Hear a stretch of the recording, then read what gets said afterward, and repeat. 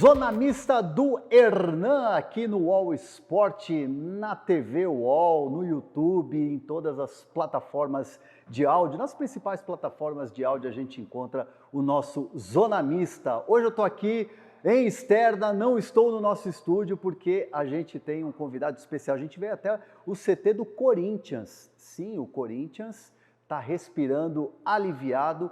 E hoje eu vou conversar com um jogador que chegou no meio do ano, né? Chegou naquelas contratações de meio de ano do Corinthians, né? Ajudando o Corinthians a melhorar o elenco, melhorar o futebol do Corinthians.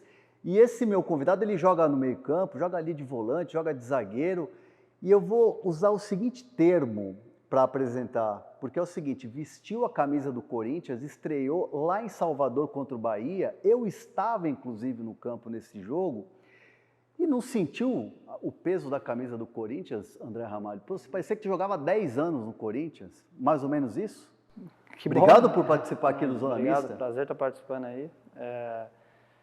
Não, de fato, acho que foi uma boa atuação, mas como eu sempre digo, né, sempre a gente tem que valorizar o contexto do time. Sozinho a gente não faz nada, acho que a gente fez uma grande partida como time naquele jogo, o que facilita, obviamente, o meu trabalho, mas... Sobre sentir o peso, acho que a experiência ajuda um pouco, né, para poder lidar com toda essa situação, né, com o contexto, né, que o clube estava vivendo naquele momento. E, além disso, com o fato em si de jogar por um clube como do peso, né, do Corinthians. Mas acho que eu falei, a experiência também ajuda um pouco para a gente poder estar sabendo lidar com toda essa situação, e acho que eu comecei bem. Você chegou, nem tinha... Estava ainda... com as malas ainda, assim, nem desfez a mala e já estreou, né? Foi assim uma coisa de louco, né? Foi bem rápido. Eu estava, na verdade, eu estava de férias aqui, né? Resolvendo toda a minha situação, que eu estava em fim de contrato com o PSV, então a gente estava analisando tudo que aparecia, todas as propostas, todas as situações para poder tomar a melhor decisão para o meu futuro. E logo que assinei com o Corinthians, eu tive, acho que, 8 dias aí de preparação até o jogo do Bahia para poder estar jogando e fiz o melhor que pude. Que bom que eu já estava me preparando nas férias, né, treinando nas férias para uma possível, né, contratação, seja onde eu tivesse decidido, para que eu pudesse estar o mais preparado possível. Claro que a gente nunca sabe, porque se fosse na Europa eu teria um pouco de tempo para me preparar, né, um pouco mais de tempo, porque lá é o início de temporada, mas eu sabia que uma vez que eu decidisse ficar no Brasil, a resposta tinha que ser imediata e foi o que aconteceu, mas eu consegui passar por isso, eles me prepararam muito bem, né, eu tenho também meu gestor de performance também, que me ajuda muito, o Diego, e me ajudou a estar me preparando para poder estar na melhor forma possível, dentro do possível, uma vez que eu estava de férias, né? Então foi isso que aconteceu e acho que eu pude responder rápido. Pô, André, mas assim, você tem uma trajetória gigantesca na Europa, você é um jogador que está num nível que, a partir do momento que decidiu voltar ao Brasil, você escolhe o clube. Você poderia escolher o clube, tanto que você teve várias propostas. Cara, por que o Corinthians? Eu digo pelo momento do Corinthians. Não é fácil chegar num clube do tamanho do Corinthians, do momento econômico, um momento fora de campo, de notícias e tal, porque vocês são caras que leem tudo, vocês sabem tudo que está acontecendo. Assim, por que esse desafio? A resposta está dentro da pergunta, né? Porque é o Corinthians, né? Essa que é a verdade, né? Acho que durante todo esse tempo, né, que eu tive de tanto de férias, aí de final de contrato, foram surgindo, acho que eu falei para todo mundo, nunca tive tanta proposta na minha carreira e foi esse momento, tanto do Brasil quanto de fora, e foi um momento que eu tive que pensar muito em tudo, não só em que clube eu estava indo, mas o que seria o melhor para a minha carreira e para a minha vida pessoal também, porque a gente tem que levar isso em consideração, né, também. E como eu falo, né, sempre conto essa história, que uma vez que eu comentei, né, do primeiro contato do Corinthians para os meus familiares, que eu não costumo abrir muito da minha vida para quase ninguém, só para os meus familiares muito próximos, né? E eles sentiram em mim já que desde a primeira vez que eu comentei do Corinthians que eu tinha uma tendência já pelo Corinthians, pela forma como eu comentei a respeito do Corinthians. E acho que eu decidi pelo coração mesmo, né? Essa que é a verdade. Não tenho necessidade de ficar fazendo média nenhuma, mas de fato, né, eu sou aqui do estado de São Paulo, então eu sei da grandeza do Corinthians, eu vivi isso muito na minha infância, eu sempre acompanhei muito, né, não só o Corinthians, o futebol brasileiro de modo geral, quando eu estava fora, mas nunca ninguém precisou me explicar o que significa esse time, porque, como eu falei, eu sou daqui, então eu sei muito bem como é. Então, quando veio o interesse, é algo que me animou muito, porque a gente tem que entender que é um prazer, uma satisfação enorme vestir essa camisa. É uma honra que não é todo jogador que tem. Então, para mim, vir uma proposta do Corinthians e poder ter a oportunidade de vestir essa camisa foi algo que eu não podia deixar passar.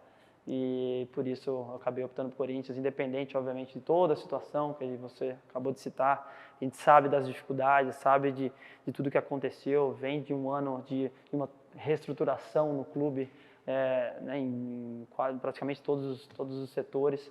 E eu sabia disso, estava ciente, mas eu sei da grandeza do clube, eu sabia também que o clube estava buscando novas contratações, sabia que o clube estava buscando retornar, né, voltar a ser um protagonista aqui no futebol brasileiro, e eu poder fazer parte desse processo de reformulação do clube era um desafio que eu queria muito e por isso eu aceitei a proposta. Você falou assim, o Corinthians, já sabia que o Corinthians era tudo isso, por conhecer a história e tal, estando dentro já há alguns meses e vivendo tudo que você está vivendo, e recentemente viver a vitória num derby, por exemplo, da maneira que foi, é tudo isso mesmo? E mais ainda. Mais ainda, muito mais. Muito mais? Não, a gente, claro que a gente tem toda a dimensão, a gente entende tudo por fora, né? Por ver, por estar ali, por ser aqui do estado e tudo mais.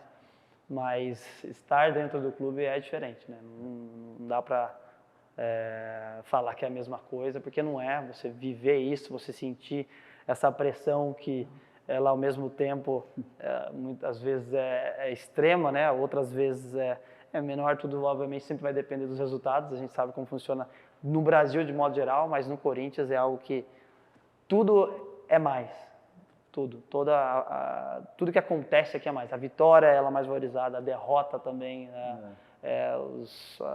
Tudo que acontece de bom e de ruim é mais ou menos falado de acordo obviamente com o que acontece, então de fato é isso que eu estou sentindo, mas como eu falei, eu acho que a experiência, os anos vividos aí dentro do futebol me ajudou a poder estar sabendo lidar com tudo isso.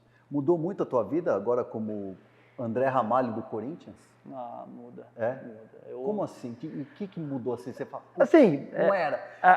Você é um jogador de Europa, jogador de Europa, cara, é outro nível, né? Tanto tempo jogando, enfim, nos países que você passou. PSV é um baita de um clube, você tem uma baita história lá, né? Mas eu digo, no país que você nasceu, na cidade que você nasceu, no clube que você está falando aqui, maravilhas e tal, o que é tão diferente assim? Então é que tem coisas que ainda eu não consegui ainda ter a dimensão. Tem um pouco que sei lá, sair, ir para um shopping um dia, no final de semana, por exemplo. Eu não sei o que é isso, porque a gente não tem esse tempo, eu não pude sentir isso, mas eu já saí lá no Outlet aí, segunda-feira, onde não tem muita gente, e ainda assim as pessoas te reconhecem bastante. Então, essa é uma das coisas, porque eu sempre, como você falou, eu tenho muito orgulho, fico muito feliz de ter vivido tudo isso que eu vivi lá na Europa, mas sempre que eu chegava no Brasil, eu era um completo anônimo, né? Essa que é a verdade, tirando ali na minha cidade, porque eu nasci em cidade pequena, então ali ao redor, que obviamente o povo sempre escutou falar de mim, mas de modo geral, podia andar em qualquer lugar, que ninguém me reconheceria, eu seria uma pessoa totalmente normal, né? Agora não, agora é tudo diferente, agora é quase que o contrário. Se eu passar por um lugar público, um horário aí de pico, eu acho que ferrou. Alguém vai te conhecer, isso eu tenho certeza. Com esse negócio aqui ainda, então... Exato, André, então tem tudo isso daí. Então, essa é uma das mudanças, né? Até porque, que é algo que, na verdade, eu sempre quis viver, não obviamente pela fama, mas por estar... É reconhecimento, Exato, né, é o reconhecimento do seu trabalho que, na verdade... E outra, eu cresci aqui, né? Eu sou brasileiro, cresci aqui, então, quando você é criança, o que você imagina primeiro é passar pelos processos normais, né? Sobe de um clube, cresce ali dentro do Brasil, é transferido para fora e tudo mais. E o meu foi um processo inverso, né? Eu fui para a Europa muito cedo, fiz toda a minha carreira lá e agora que estou retornando. Então,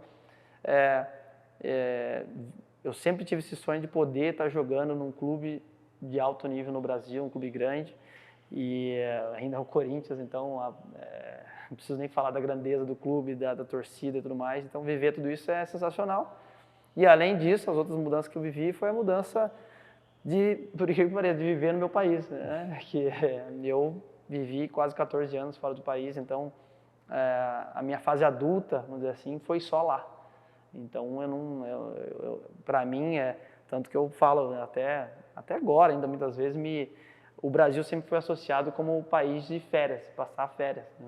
Olha só. E hoje eu estou associando ele como, de fato, com minha casa, com um lugar onde eu não vou voltar mais para lá. Sabe? Eu sempre estava aqui e eu sabia que em algum momento eu estava voltando para lá.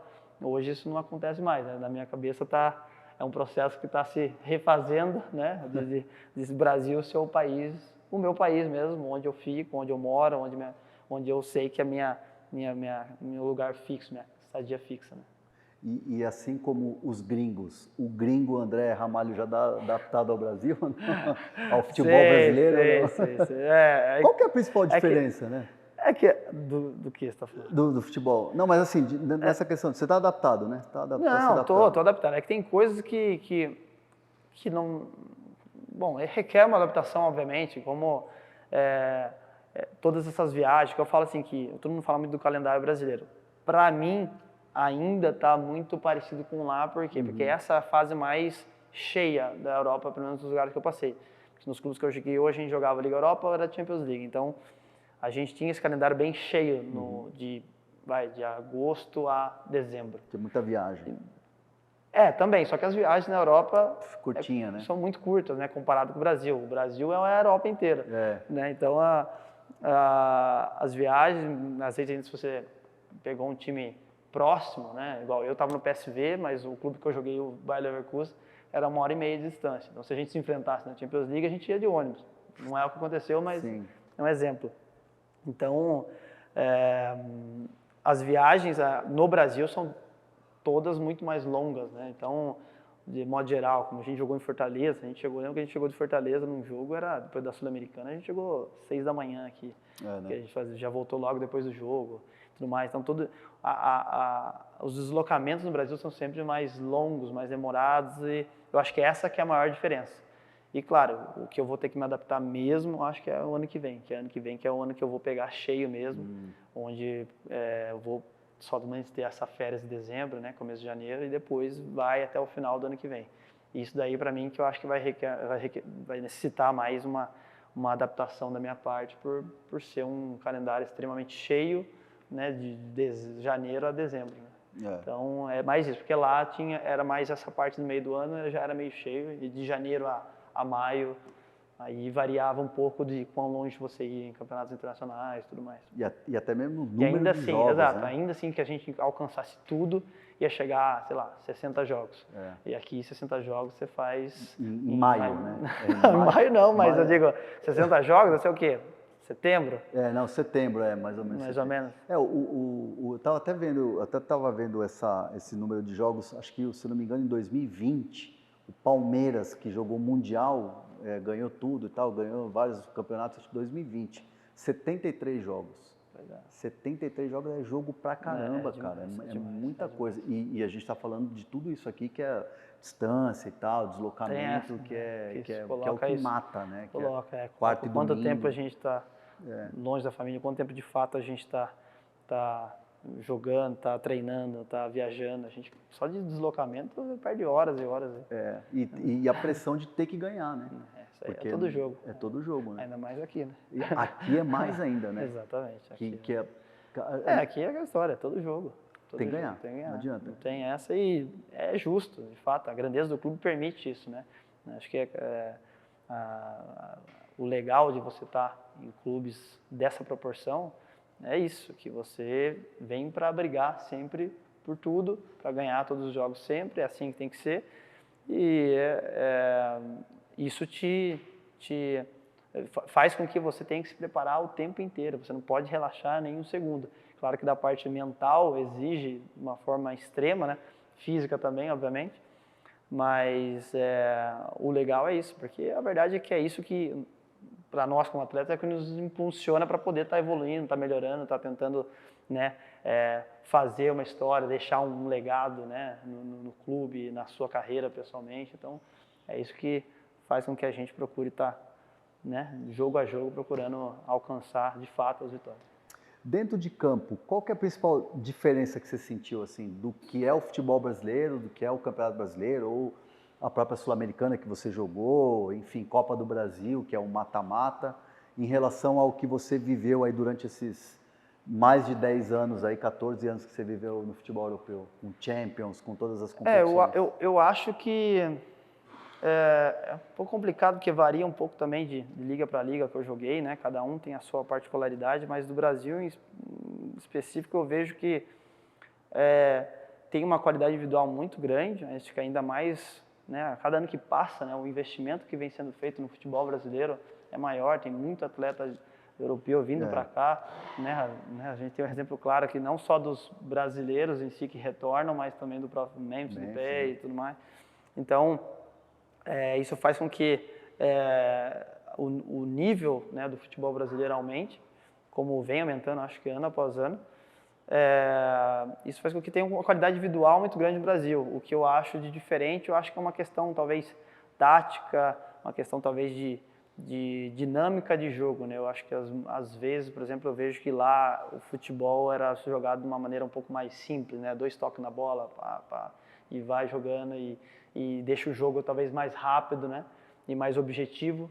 E aqui no Brasil tem muitas situações onde se carrega a bola, onde o jogador tenta driblar muitas vezes, o que eu particularmente acho muito bom, mas dependendo do setor. Eu né, no meu modo de ver, acredito que a gente tem que ser o mais objetivo possível da trás, meio e na frente, sim, onde que a individualidade tem que entrar em ação. Talvez vai o meia também, obviamente, mas de modo geral é isso. Acho que eu vejo que o Brasil, às vezes, nesse sentido, os jogadores têm essa tendência a ter mais toque na bola, driblar mais, né? O que às vezes é bom, que é algo que, né, pode quebrar ali um sistema do time adversário, porém em outros momentos eu acho que a gente poderia ser mais objetivo, né? Eu acho que às vezes é isso. E lá acho que normalmente os clubes são sempre mais objetivos. Tenta ser 2 toques na bola, vai, toca rápido, gira o lado, e infiltra. Mas eu acho que a questão de dinâmica de jogo também, certas coisas é difícil de se comparar, porque, por exemplo, muita gente fala de intensidade. Mas lá ninguém joga em Fortaleza 4 horas da tarde. Sim. Com temperatura, campo isso pesado. Que eu joguei agora, que estava, sei lá, 29 graus, e se for jogar em dezembro, sei lá, a última rodada lá, o Fortaleza vai jogar contra alguém. O bicho está pegando. Exato. Então, essas diferenças que não adianta a gente querer comparar, né? Não comparar. A gente vai jogar agora contra o Cruzeiro, é isso? Foi confirmado, 11 da manhã. Vai jogar 11 da manhã no dia 20. O que é um horário 20 de novembro. Que eu questiono muito. Mas... É ruim jogar nesse horário? Eu acho que... No Brasil é ruim. Não é em qualquer lugar do planeta. É qualquer lugar? Eu acho que não é um horário para se jogar futebol, na minha opinião. Pelo sentido de preparação também. Você acorda, você... Que hora que a gente tem? Porque a gente tem que pensar um pouco na nossa preparação também. Porque não é simplesmente chegar lá e acordar e jogar. Você tem que estar ligado, você tem que comer antes, você tem que estar, né, bem preparado. Então você tem que fazer tudo isso na noite anterior para poder acordar. E eu acho que eu nunca joguei às 11 da manhã. Joguei meio-dia e 15 lá na Holanda, que eu também já não gostava. Mas 11 da manhã nunca joguei. Então, sei lá, eu acho que eu vou acordar 6, 7 da manhã. Você vai comer um macarrão, por exemplo, ou não? Eu não tenho problema com isso, se precisar, entendeu? Mas aqui eu vou tentar, eu tento fazer pelo menos 2 refeições antes de qualquer jogo. É o que eu vou tentar fazer. Não sei se eu vou conseguir, mas é o que eu vou tentar fazer. para poder, né, ter a energia necessária para poder jogar. E aí entra ainda que possivelmente vai estar calor. Vai estar calor. Então é horário de pico, né? Vai Aí que estar vai quase entrar um aí no verãozão segundo tempo já aí. rolando. Exato. Então, esse tipo de coisa que comparado com lá é mais difícil, porque normalmente, pelo menos nos lugares que eu passei, era um clima mais ameno. Também, obviamente, no verão fazia calor, tudo mais. Mas ainda assim, o Brasil, de modo geral, é um país que, com exceção talvez do sul ali, né, no inverno, raramente tá frio. Sim. Então, isso altera, isso muda, obviamente, a dinâmica do jogo. Né? Você jogar num clima ameno, 20 graus, 18 graus, é um jogo. Você jogar com 32, 35, é um jogo completamente diferente. E aí Então, esse tipo de comparação fica difícil de fazer, né? Porque por causa dessas coisas. Além de deslocamento, além de cansaço, além de carga extra por causa do tanto de jogos que a gente tem no ano, tudo isso daí afeta diretamente na dinâmica do jogo. E sem contar que no Brasil você tem 12 times que brigam, né? Com nível de competitividade alto. Exato. É outra coisa também que tem que ser falado. Que é diferente lá da Europa, que você tem ali, sei lá, na Inglaterra, 5, 6 que brigam pelo título. Que é o que mais tem, né? Que eu diria que é na Inglaterra, talvez a Alemanha também, apesar Talvez de ter até a hegemonia do Bayern de Munique, normalmente, que grande parte das vezes é que ganha, mas ainda assim tem uma briga ali de alguns 5 clubes ali para poder estar... É bem distinto, né? É bem distinto. Isso daí, o Brasil tem uma concorrência absurda, né? É a história, né? Você pode prever mais ou menos pelo planejamento os times que possivelmente podem ser campeões no ano seguinte, mas ninguém pode cravar, né? Ninguém consegue cravar assim, esses 2 ou 3 aqui. Porque pode surgir uma surpresa, as coisas podem não funcionar. É uma loucura, né? Porque o nível de competitividade é muito alto também. Por mais que tivesse organizado, mas o Fortaleza ninguém ia falar, pô, terceiro Exato. lugar, sei lá, vice-campeão, tal, ninguém ia falar. Isso que é o sensacional do Brasil, né? Pois que mostra que projetos bem feitos, bem elaborados, né, é possível para todo mundo. Né?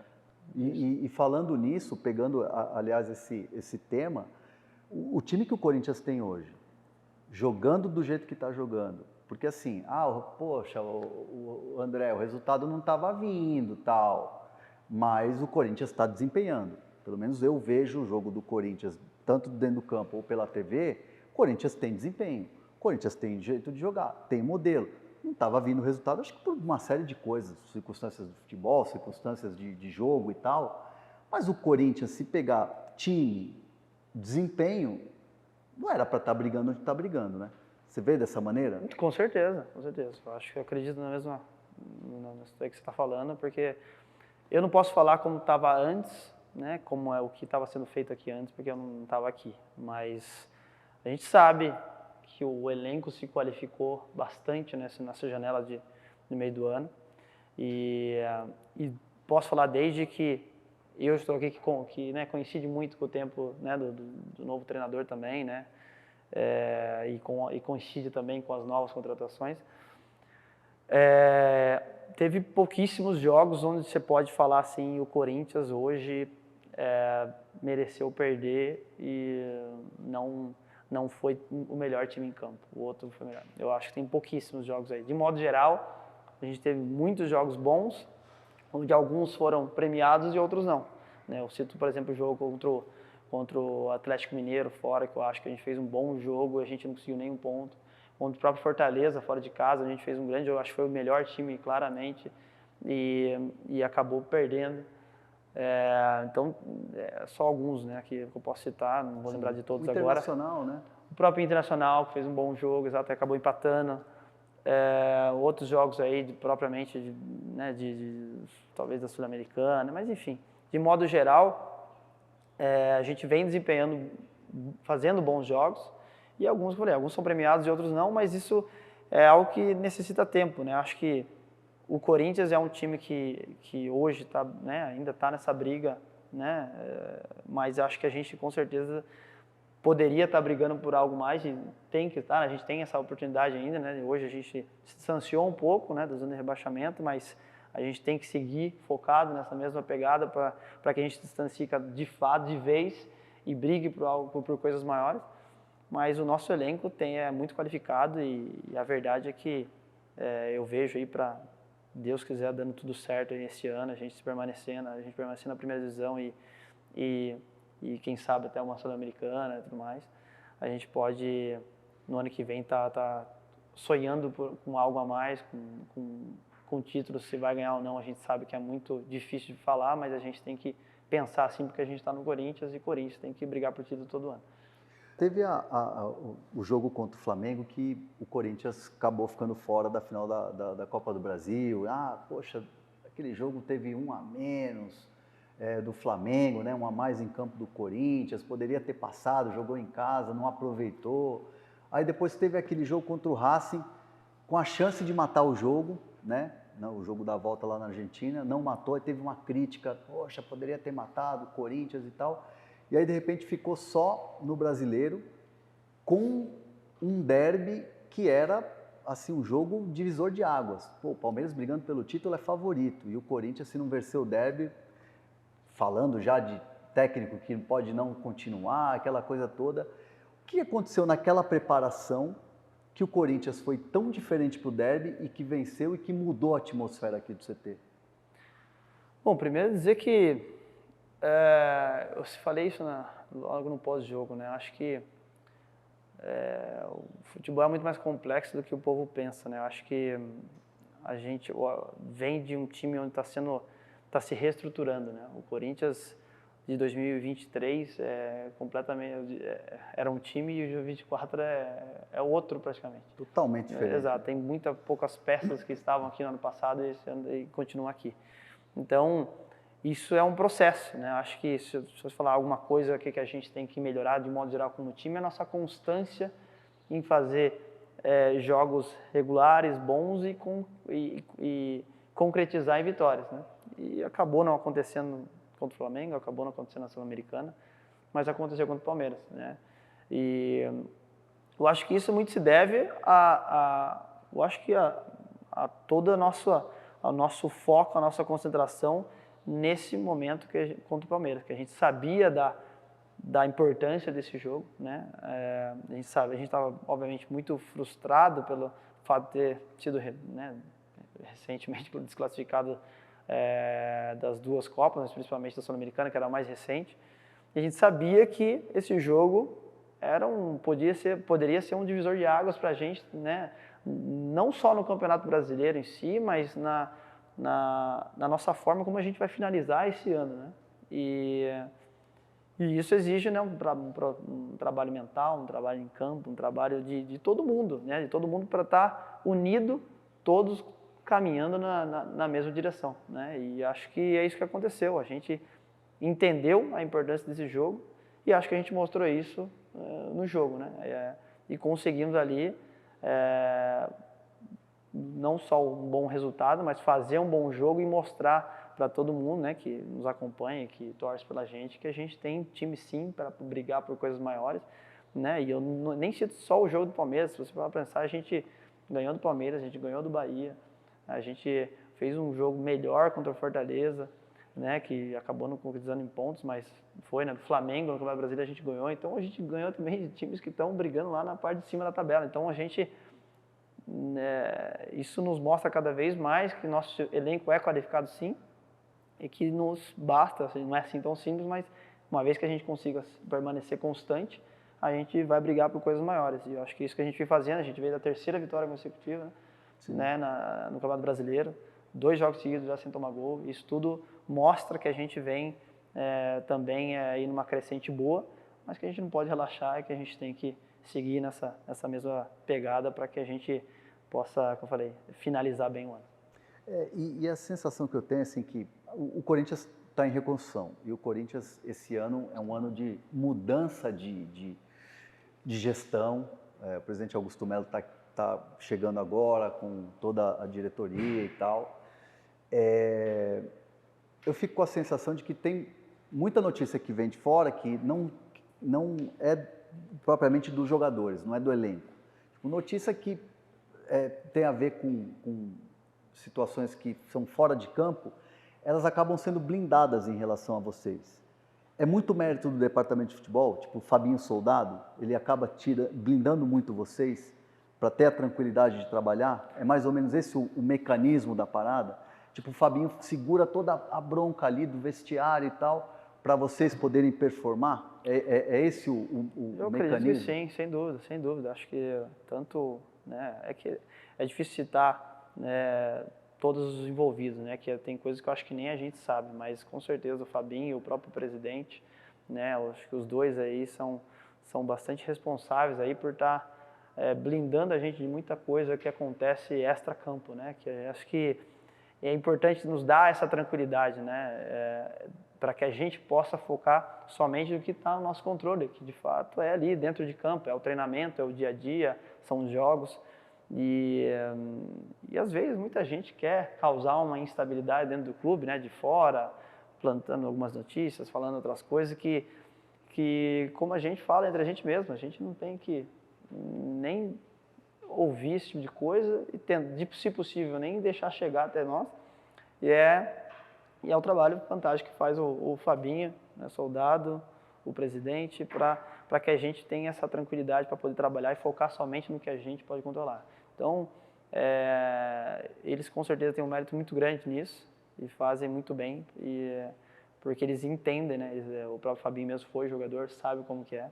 Então, eles entendem que isso é necessário.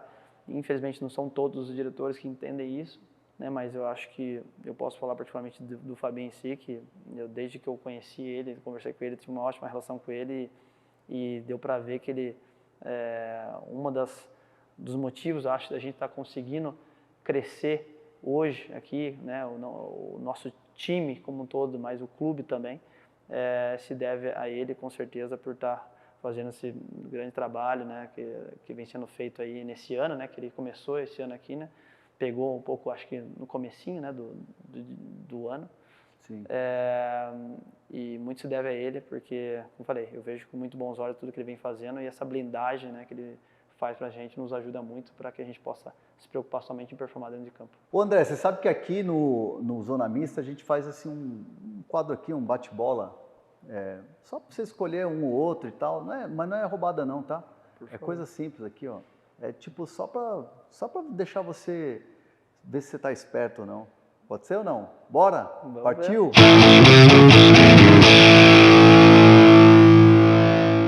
Vamos lá, maior ídolo no futebol. Meu? É. Cara, eu vou te falar, eu nunca tive. Não? Eu nunca tive um. Assim, nunca tive um, de verdade. É. Eu sempre olhei para muitos jogadores da minha posição, né? Que eu sei que tem qualidade, tem um perfil talvez até parecido, ou não, ou pela história e toda, né? Eu falo, da minha posição, que eu sempre cito, né? Obviamente eu vi um pouco Maldini, eu vi... até joguei contra os dois, né? O Thiago Silva, o Sérgio Ramos, que para mim foram os caras que nos últimos anos lá marcaram época, eu diria, não sei, eu diria entre 2010 a 2020 ali, foram os caras que tiveram muito destaque.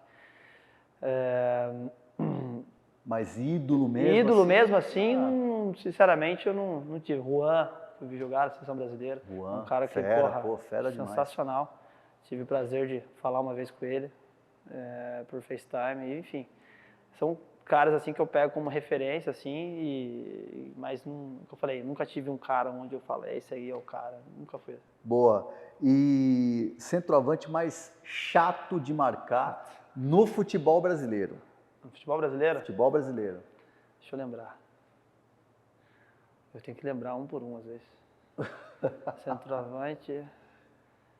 Pô, tá fresca a memória aí, pô. Chegou agora, pô. Fala os times de Bahia e tal. Caramba. Cara, eu acho que... Só deixa eu ter certeza do que eu tô falando. Eu acho... Lembro do time, mas eu acho que pela inteligência e pela maneira como se movimentava, eu acho que é o Pedro. Pedro, né? Pedro do Flamengo, né? Eu acho que ele ainda não estava 100% dele, porque acho que ele deu azar, né? Ele estava voltando da lesão, aí foi para a seleção e se machucou, né? Se machucou, né? Mas foi ali antes, eu acho que ele não estava 100% ainda da forma dele, mas eu gostei muito da movimentação, da inteligência dele, acho que o jogador para mim não é simplesmente a técnica. Às vezes tem cara que é muito técnico, mas falta ali um pouco de entendimento do jogo. Eu acho que Eu acho um cara inteligente dentro de campo e tem boas movimentações, entende o jogo.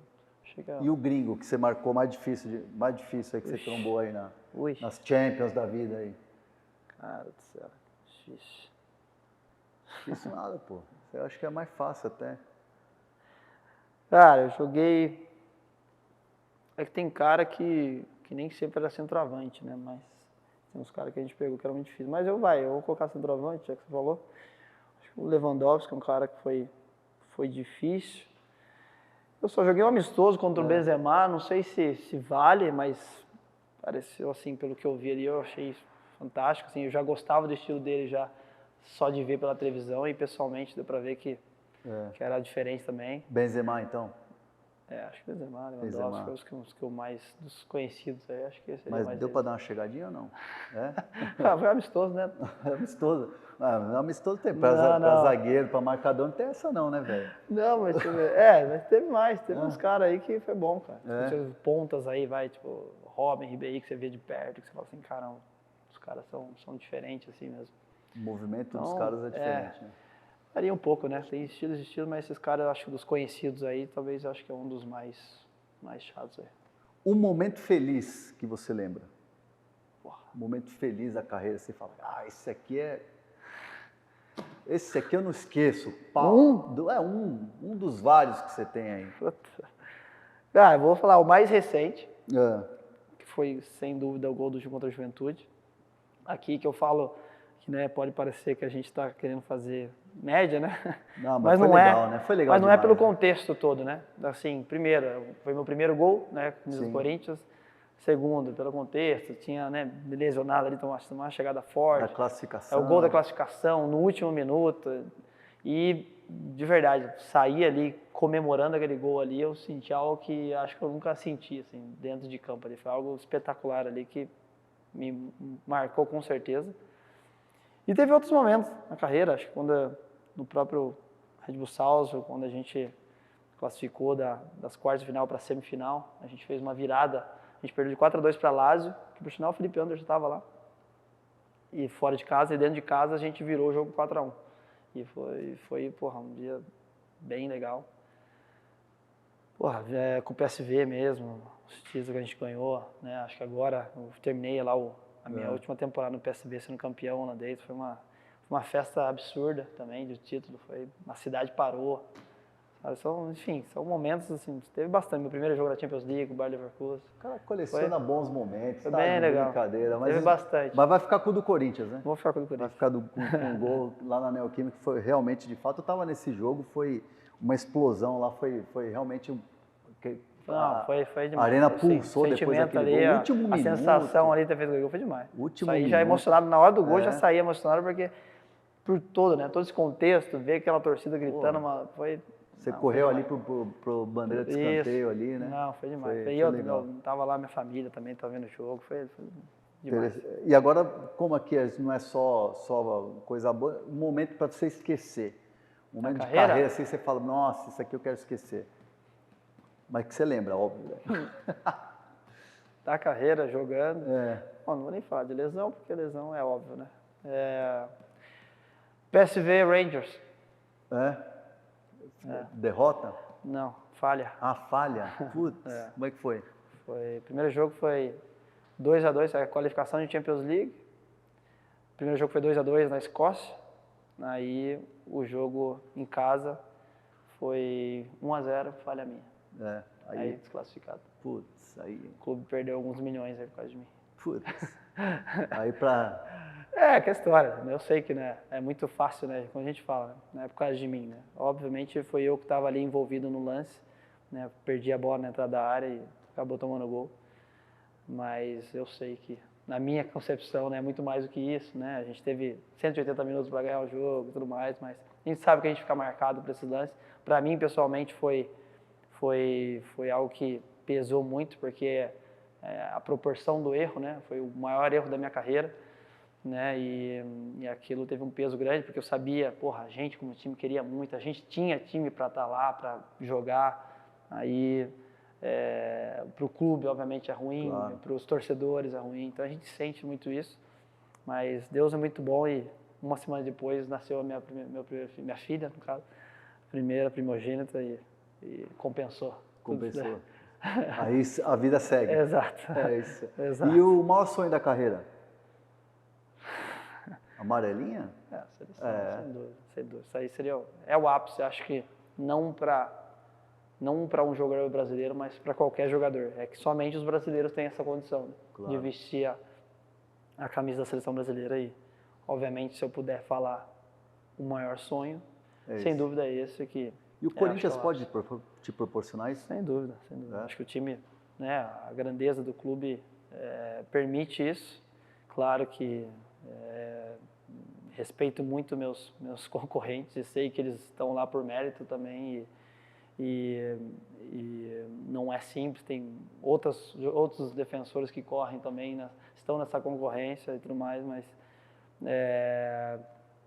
quem sabe? Meu trabalho é levar o Corinthians no topo, no máximo. Esse, obviamente, é a prioridade máxima, né? Porque eu defendo esse clube com residente todos os dias e quero colocar o clube no topo. E se o Dorival achar que eu mereço estar lá, darei meu melhor para fazer por merecer estar lá. Alô, Dorival. Agora, quantas línguas você fala? Quantas Bom, são? eu falo que eu me viro em 4. 4? É alemão, holandês? Não. Holandês eu Holandês falo. não? Por quê? Pô, com quantos anos de Não, PSV, pô? Foram 3 anos, mas eu Como falo... não? Então por que não? Não, aí eu vou falar, vou ser honesto. Teve 2 coisas que aconteceram, que eu sempre falo, que é a primeira que eu cheguei e todo mundo falava, não, fica tranquilo aí, que todo mundo fala inglês, precisa aprender, é uma língua difícil e tudo mais. E o segundo que foi preguiça também mesmo. Porque eu acho que eu conseguiria, porque é que foi no momento também onde nasceu meus 2 filhos, né? Nesses 3 anos que eu fui lá, nasceu meus 2 filhos, então acho que fiquei também num momento conturbado, assim, de muita coisa para fazer e juntou um pouco isso, por causa que eu vejo o alemão, talvez o Memphis possa responder melhor, mas uma mistura de o holandês com uma mistura de alemão com inglês. E eu falo as duas, falo alemão, falo inglês, e eu acho que eu conseguiria. Até porque a preleção, tudo que o treinador passava para o grupo era tudo em alemão, né? No último ano aí com o Peter Bosz. E eu entendia perfeitamente, praticamente assim, tudo do que ele passava. Claro que tinha imagem e tinha muitas palavras semelhantes com o alemão, então eu conseguia entender. Mas eu falar mesmo e tudo mais, eu não posso dizer, eu falo holandês, que eu estaria mentindo aqui, mas eu acho que eu falo português, então são quantas? Vai, vamos espanhol, lá. Português, espanhol, inglês e alemão. E alemão. 4 e 4,5 ali com... Falo um pouco de italiano. Arranha um pouquinho? Não? Italiano, eu comecei aprender, tenho que aprender, eu tenho passaporte italiano. Você tem passaporte? Eu pretendo voltar, não sei quando, mas preciso voltar. Fazia com o professor aqui de São Paulo. Daqui de São Paulo? É. Pô, então você é um cara, tem já poliglota aí, e você se comunica bem, por exemplo, com Memphis, você fala em que língua? Inglês. Inglês. Nada de um holandês, um arranhado? Eu brinco com ele às vezes, umas palavrinhas assim, bom dia e tal, não sei o que, Como é que é bom dia em holandês? Goedemorgen. Goedemorgen? Goedemorgen. Goedemorgen. Tem que aprender contigo aqui para poder cumprimentar Nem o homem. Vamos colocar uma legenda aqui. A minha pronúncia foi boa. Eu ia todo preocupado, né? Você está todo preocupado. Se quebrar não tem problema não. Não, mas às vezes, né? Vai que ele não entende. E ele é um cara diferente, né? Assim, ganhou muito fácil, né? A torcida, ele é um cara muito interessado. Acho que ele está vivendo intensamente. Essa coisa que você está falando aqui nesse papo, de entender o que é o Corinthians e aproveitar e viver intensamente o que é o Corinthians, mesmo sendo um momento difícil, mas que o Corinthians está conseguindo sair, esse grupo está conseguindo sair. Acho que ele entendeu e também está aproveitando isso, né? Dá para perceber, né, no dia a dia. Sim, a gente vê isso, né? Tanto no dia a dia quanto em tudo que ele faz aí ao redor, né? No extra-campo, né? Em tudo. Acho que ele entendeu muito rápido o que é jogar no Brasil e o que é Corinthians, né? Acho que ele entendeu muito rápido isso, faz questão de estar aprendendo, de estar se informando, de estar procurando entender o que é tudo isso daqui. E não é à toa que a gente está bem, está se familiarizado bem com o clube, né? Brinca ali no grupo também, Acho que vocês veem também aí, todo mundo vê aí no ao redor as coisas que ele faz, né? Tanto nas redes, nas né? redes sociais e tudo mais. Então, eu acho que tem tudo, como vem já dando certo, né? Tem tudo para dar cada vez mais certo, porque, eu falei, é um cara interessado e que não veio aqui para passar tempo, nem nada. Ele está aqui sabendo de tudo isso, do que é esse clube, de modo geral, e eu acho que ele veio com a mentalidade certa. E você já tinha jogado contra ele lá na Não, Europa? nunca tinha jogado. Nunca tinha jogado. A gente, obviamente, conhecia muito, né? Porque Sim. ele passou pelo PSV também. Sim, sim. Tem amigos em comuns lá e tudo mais. Mas nunca tinha jogado contra ele. E ele é um cara dentro de campo, assim, que ajuda muito, né? Sim, sem dúvida. Inteligente, né? Inteligente, bate, sabe? não. Acho que tem um perfil também que a gente precisava aqui também no time. É um cara que consegue segurar a bola também, entende o jogo e tudo mais. A gente tem isso no grupo, obviamente, porém acho que ele vem com uma qualidade também extra aí.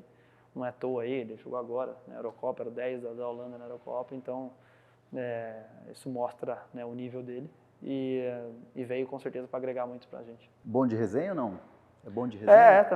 Também. Mas Como todo mundo, tem alguns momentos que está mais reservado, mais na dele, e tem outros momentos que está mais conversando, conta algumas histórias, conta algumas coisas que ele viveu e é um cara comunicativo também quando quer. No estilo vai bem também, né? Vai bem. Ele bem. tem, Ele é ousado. Tem um molho ali, né? Ele é ousado, né? Ele é ousado, né? Diferente, né? Ô Ramalho, para fechar aqui, eu sei que eu já estou atrasado com o meu tempo aqui, já tenho que te entregar aí para o Serginho Lute aí para Triple, que os caras aqui, os caras são assim, né, meu? Os caras cronometrados. O ano que vem, é o Corinthians que vai ser protagonista? É esse que tem que ser o nosso objetivo, sem dúvida. Acho que a gente tem um elenco qualificado para isso e a gente está num clube desse tamanho, dessa proporção. Logicamente, a gente tem que entender que a gente está falando do ano seguinte, o nosso foco ainda tem que ser passar por essa situação, por tudo que vem acontecendo, né? Finalizar bem o ano, não só, como falei, se distanciar da zona de rebaixamento, mas brigar pela Sul-Americana. A gente fala de Libertadores, mas a gente sabe que é muito difícil, a gente tem que ganhar, acho que todos os jogos aí para isso. O que é possível, obviamente, porém a gente tem que manter os pés no chão, tem que entender todo o contexto, mas esse ano brigar pelo máximo possível para poder finalizar bem o ano e sim, 2025 trabalhar para poder ser o Corinthians que todo mundo conhece, que é brigar por todos os títulos possíveis, porque essa é a ambição do clube, essa é a nossa ambição, e esse tem que ser o pensamento, e essa tem que ser a mentalidade para todos que estão aqui dentro desse clube. Quem pensa diferente disso, acho que não tem que estar aqui, porque a mentalidade de todo mundo aqui dentro desse clube tem que ser jogar sempre por título, brigar sempre pelo mais alto lugar no pódio, e é esse que deverá ser o nosso objetivo para o ano 2025. É isso aí, acho que você falou que todo torcedor quer ouvir, cara. Quem está aqui tem que ser campeão, quem não quiser ser campeão, só está aqui. Exato. Acho que é isso aí. Acho que tem que ser assim. Xará, muito Valeu. obrigado, viu? Obrigado, valeu foi um por prazer esse falar com papo você. aí, valeu por receber a gente aqui agradeço. no CT e volte mais vezes aí, vai dar um pulo lá no estúdio lá Pode também, deixar. visitar a gente A lá gente no vai, Zona sim. Mista. Pode ser? Com certeza. Valeu. Obrigado, Falamos gente. aqui com o André Ramalho, zagueiro volante, pode ser zagueiro e volante ou não? Que aí já ganha mais, né? Ganha moral. Faz o que quiser, né? O programa é seu. Falamos com o André Ramalho aqui, que chega no Corinthians com muita expectativa e, claro, já entendeu o que é o Corinthians e, obviamente, o torcedor do Corinthians está muito feliz com o desempenho dele. E o Zona Mista volta, a gente está na TV UOL, a gente está também no YouTube, nas principais plataformas de áudio e na semana que vem eu volto com mais um grande convidado. Valeu!